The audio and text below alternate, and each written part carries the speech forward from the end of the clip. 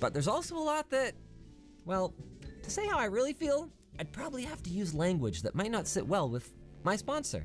G-Skill, featuring a cast latency of 36 and 6,000 megatransfers of effective speed, their Trident Z5 Neo series of DDR5 memory is a great pairing for any black or white themed AMD build. Check it out using our link today. Let's kick this off with some positive vibes. I am a big fan of the app library. I know it isn't new, but as someone who hasn't daily driven an iOS device in a while, it's new to me, and any effort to organize the pure chaos that most of us carry around in our pockets is much appreciated. Like finally, the ability to put your icons anywhere you want. I also appreciate the intuitive and slick way that iOS handles switching between picture-in-picture and background media playback. I mean, how cool is this? As for my other primary use of my phone, phone calls, that got a big improvement too. I get so many different kinds of calls these days. Phone, Teams, WhatsApp, whatever.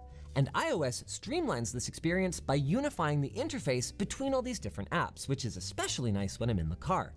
It even consolidates my call logs so I don't have to remember who prefers what when I mash a contact to call them back. Multi-widget stacks are super cool. I don't actually know if they're new or not, but I don't really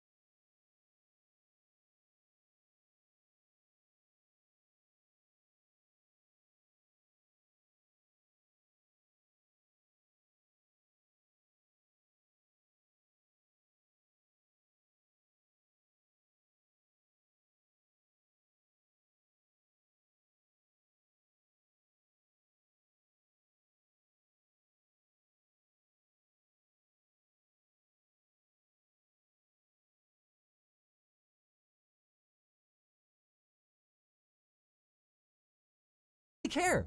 Quick access and high information density always get a thumbs up from me, and I use them all the time to quickly check the weather, quickly check my calendar.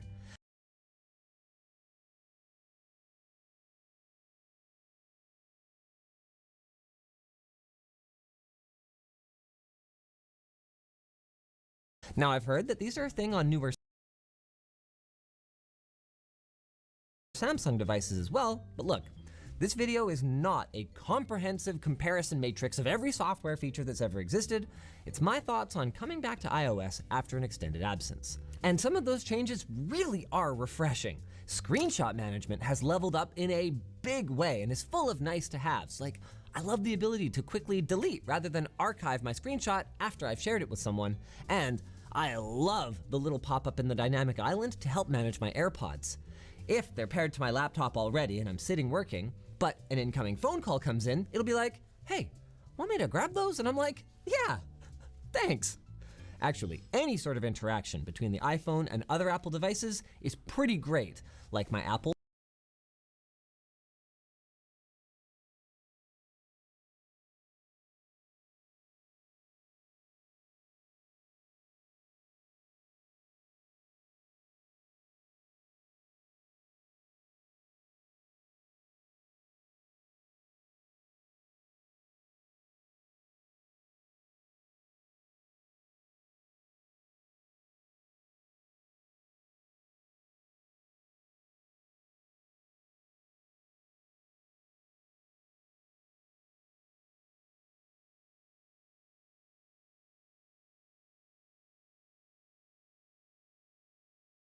Watch unlocking without needing to mash in the pin if I have my phone unlocked nearby.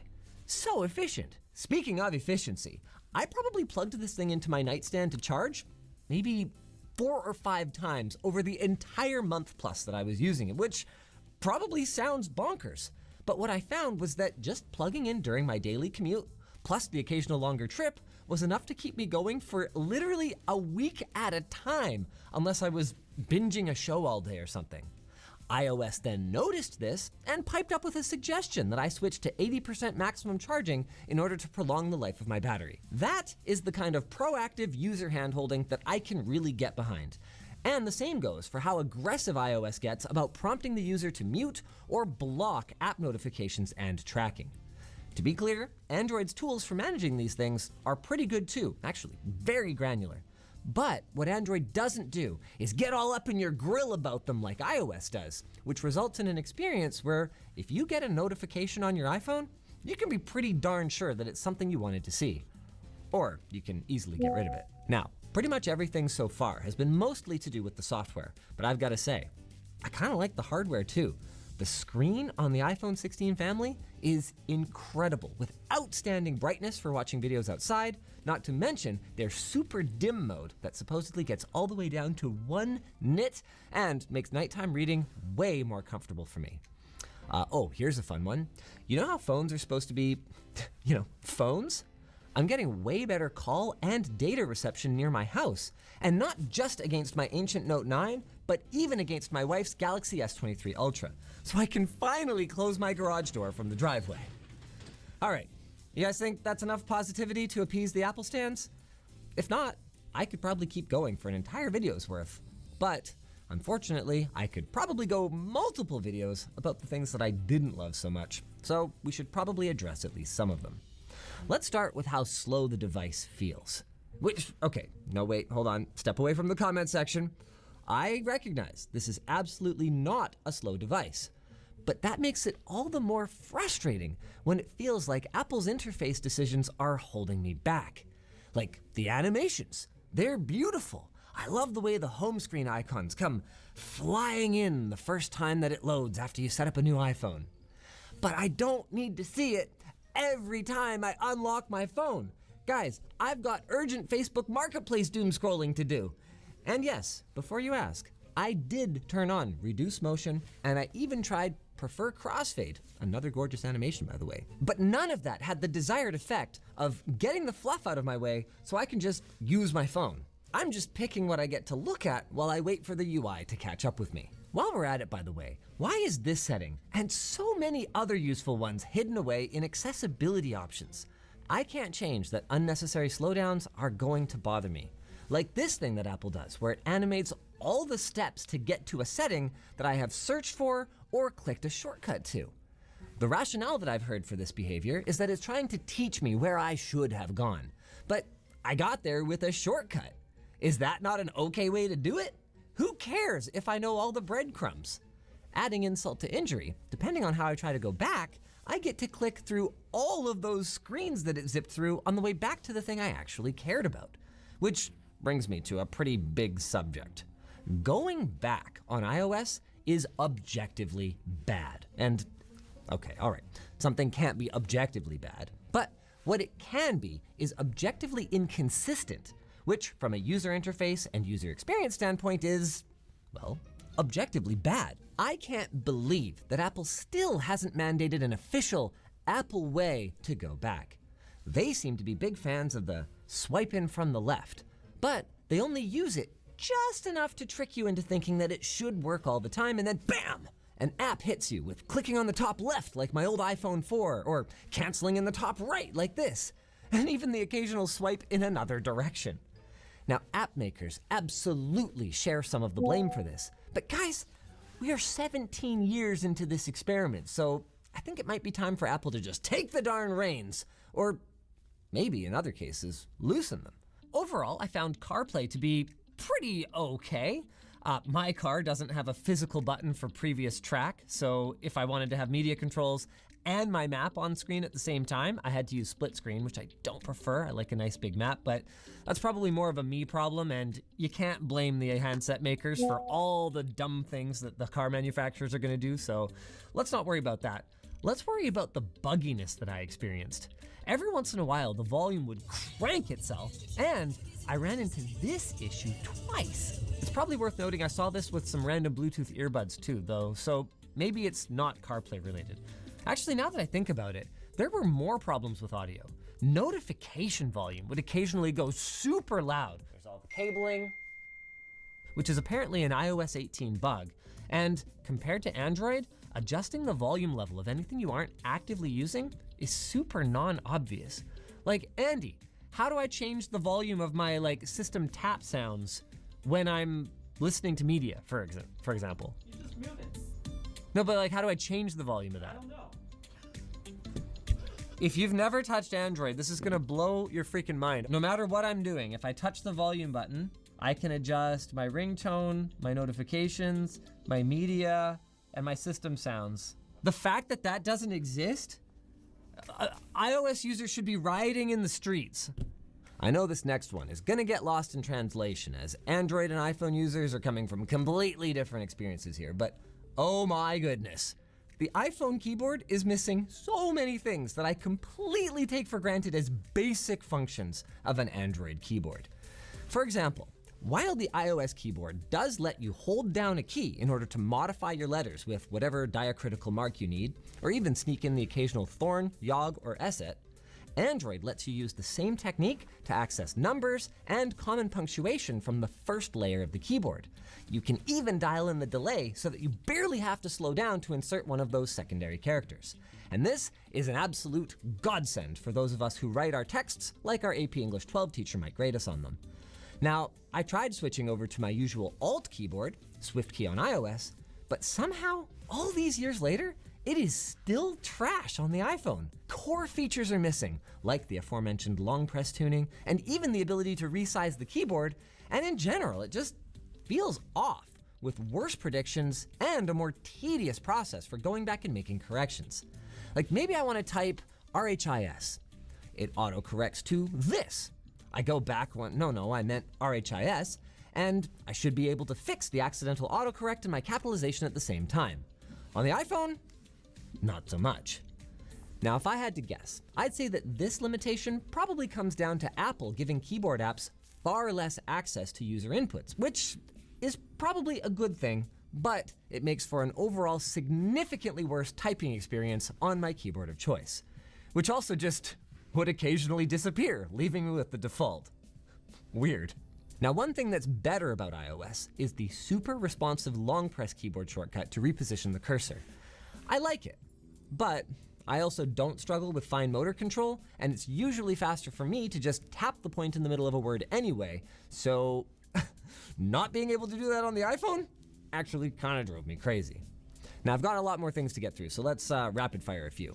I can't get to the home screen without physically swiping the screen after authenticating, and then it's animation time again. Just get out of my way and let me use my phone. I can't change the size of the app grid. I'm stuck at 4 wide. On the normal iPhone 16, that would be fine.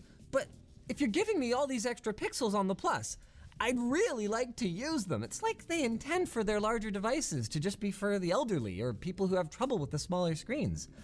And here's a weird one. I ran into this problem while rearranging apps. I think maybe the ones I place manually might behave differently than the ones that are automatically placed. Sometimes it just gets confused. I don't know. In fairness, Apple's new to this whole putting things where you want them thing. And here's a funny one. When I was migrating in the first place, Apple's Move to iOS app failed twice before actually working, and even then, it basically just copied SMS, photos, and WhatsApp. I had to manually sign in to everything, including my Google account, which left me wondering, what exactly was the point of this? I'm not sure, but I'd like to talk about that Google account for a minute.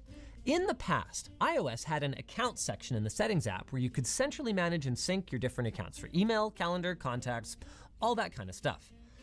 That seems to be gone now, but I work for a G Suite organization, so I'm gonna need my Google Calendar to tell me what it is that I am doing today. This is where past experience with iOS got in my way. The account setting was gone, and I couldn't find an obvious way to add an account in the Calendar app. So I started looking for workarounds and ultimately discovered that if you open the iOS Mail app, it immediately prompts you to add a Google Mail account, which will also sync my Google Calendar in the native Calendar app. Now, I ended up getting attacked pretty hard for calling this out on the WAN show, but I'm holding firm that this is a prime example of spectacularly unintuitive design. The justification I was given for this is that app settings, including accounts, should be managed from within the Settings app and the Apps menu, and then the individual app. and that is Apple's aspiration. But as we've seen with back functionality, Apple's aspirations don't always match reality. So let's play a quick game called Find the Account Management menu. In the app. Yeah, this one's in the app. Another one that's in the app. They're pretty much all within the apps themselves. And while the first-party mail app does have account management buried 4 layers deep within the menu, the Apple preferred way for some reason, it still prompts you to sign in that first time you open it, meaning that if you're trying to sign into an account from within an app,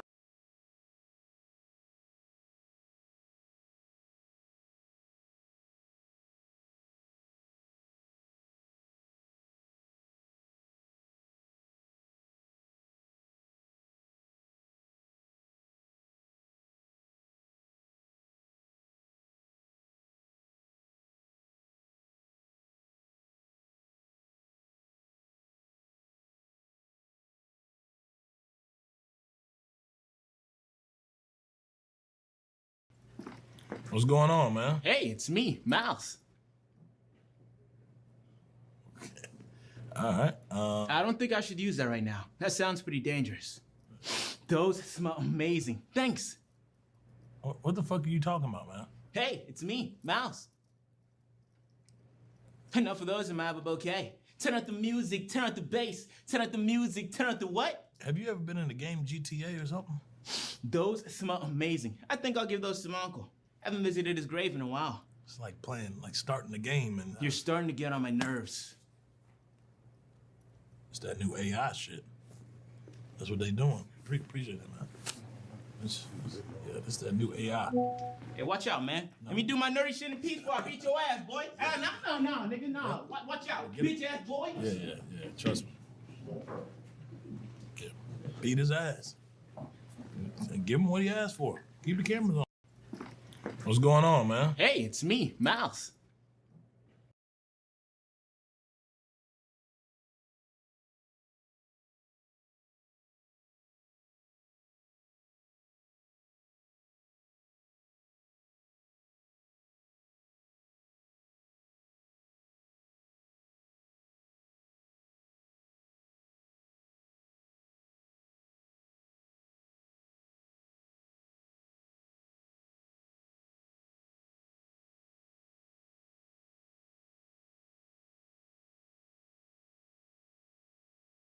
My name is Skip Townsend.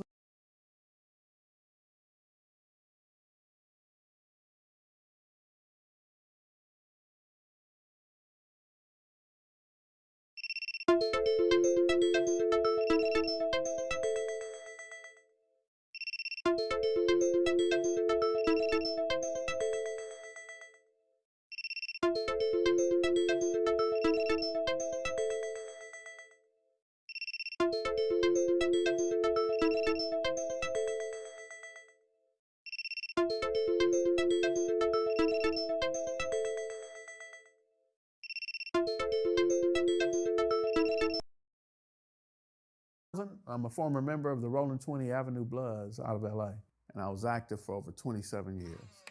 And this is how crime works.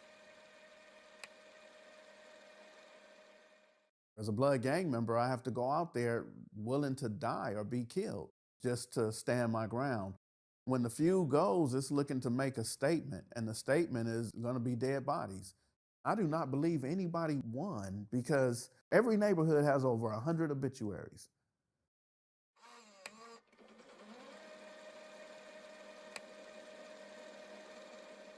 Main rivals for Bloods has always been the Crips.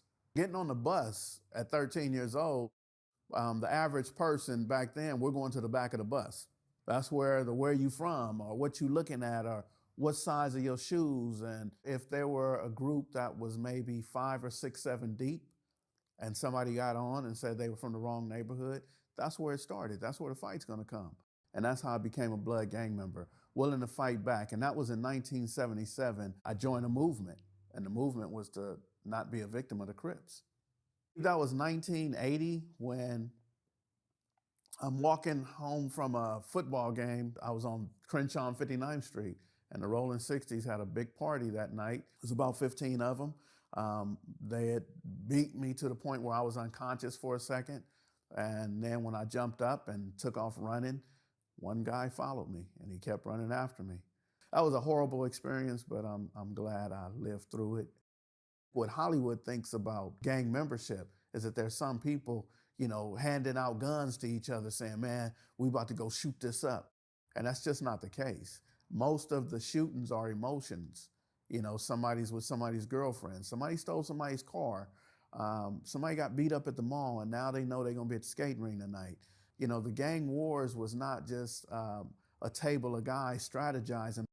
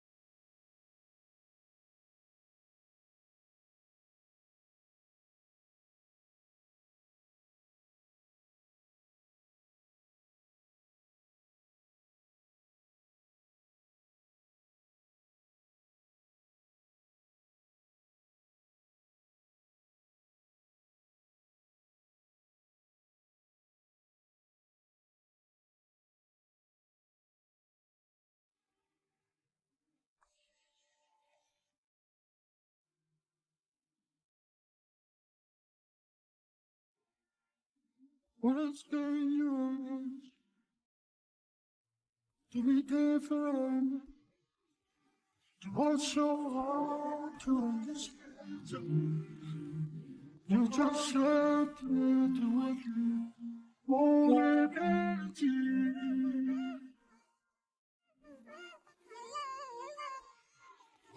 I'm falling. You take it. 1,000 on my feet, stacks spread it on my seat, 10,000 on my hands.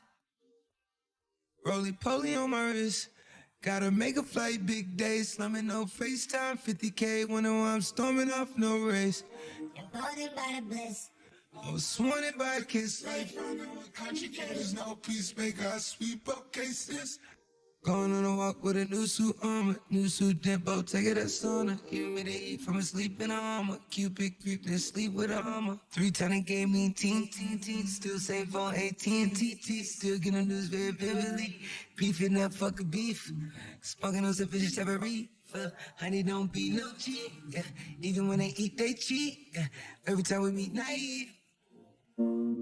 What's dangerous? Sweet different. What's so hard to understand?